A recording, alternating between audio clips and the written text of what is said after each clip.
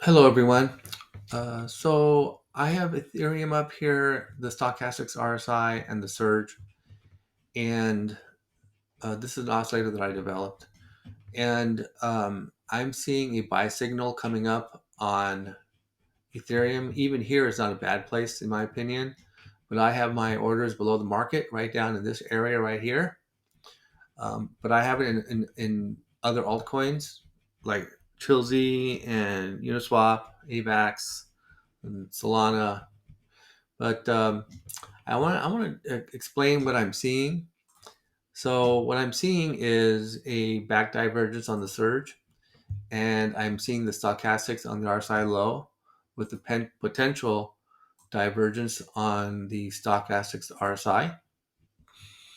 There is doesn't seem to be a whole lot of activity right down here, but a signal is a signal, and it could. I don't know how well it's going to move. It could just kind of move sideways, or it could move strong up. It's not entirely clear at this point, um, but I'm going to give it a shot. And so I want to show you why I think this is a good time to buy. And I'm going to go back in history and show all the other areas which were good times to buy based on the surge and the stochastic. So here we had a similar signal where the market tops were down and the stochastic turned at the bottom right here. So it's the idea is stochastic, sorry, the surge gives a back divergence on the back side of the market. And then the next stochastic cross is the cross you want to take. Of course, you want to try to get, so it crossed up here. You want to try to get a better fill. So you put your orders like at halfway up or maybe 618 down or something like that.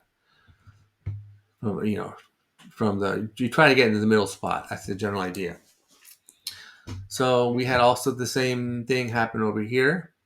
We had the back divergence appearing with price like that, and then we had the next stochastic cross, which was right here. Now this one just shot way up. Didn't give me any chance to get in on a good fill, but I guess that's just how it goes sometimes. I guess it was the state of the market at the time was pretty enthusiastic.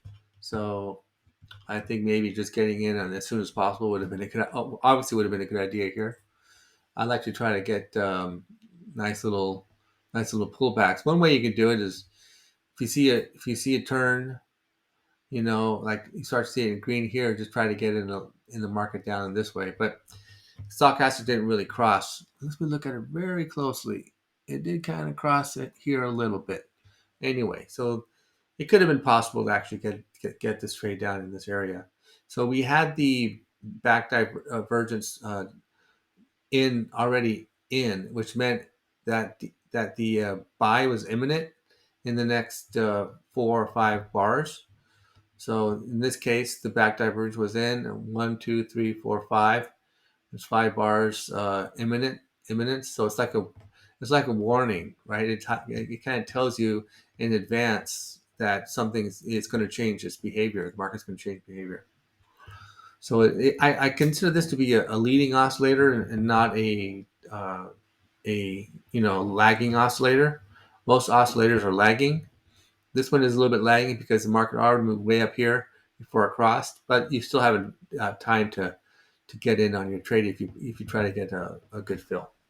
So anyway, back to the original. So um, maybe I should show you some more examples of the signal. Let me show you the right up here. We also had this also works on the short side. So we had a back divergence here, small one, but it did exist. And on the back side of the market, it was doing this. It was going up, and then we had so that was your indication. We had about 4 or 5 bars left, and then we had the stochastic cross at where is it? Right here, which is the next available stochastic cross, right up in here. Okay, so nice little pullbacks, and then boom, it goes. We also had it the same thing. So there are three signals that I look at. One is a continuation signal, and two are reversal signals. So I'm looking at the reversal signals right now. Here's another one. We had the back divergence with the with price, and then this is actually a what I call a signal 3. Then we have the next stochastic cross. So the signal 3 is what I also call a back then front. So as you can see here, we had a back divergence here, and then we had also what I call a front divergence, which is a huge one. It was a huge divergence, but even though this went down, this went up. Okay, so what we're seeing here is this. So this peak right here corresponds to this spot right there. So these are the two peaks that I consider for this signal, and that peak there corresponds to here. So this is your back divergence. We got 1, 2, 3, 4, 5. Well, we're at 5. So that may be something to consider. But at the same time, we're getting a pattern 5 appearing on the surge here. Let's erase these.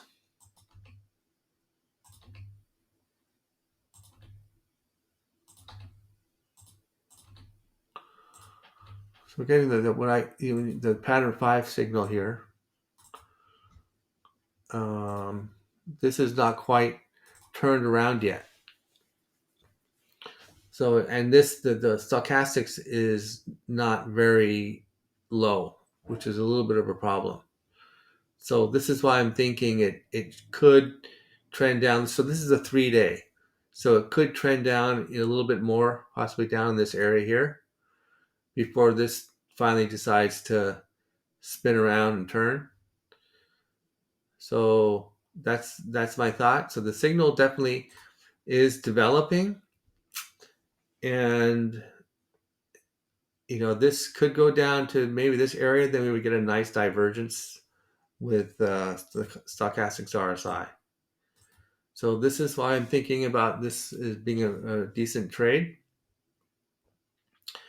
It could go up to like the middle area up here, this area up here. But when it comes to long term, I don't consider this one to be a buy and hold. And the reason is because this is, well, I kind of want to possibly take that back. One of the nice things is that the weeklies are showing very, very low area here. And at least we had the back divergence here.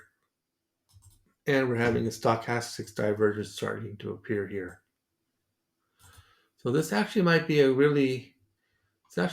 good, I mean, because if this turns out to be the turning point, we have a weekly signal, and that might be good. That might be good. So I'll keep watching it, and I'll just make sure everything's in place, and as it goes along.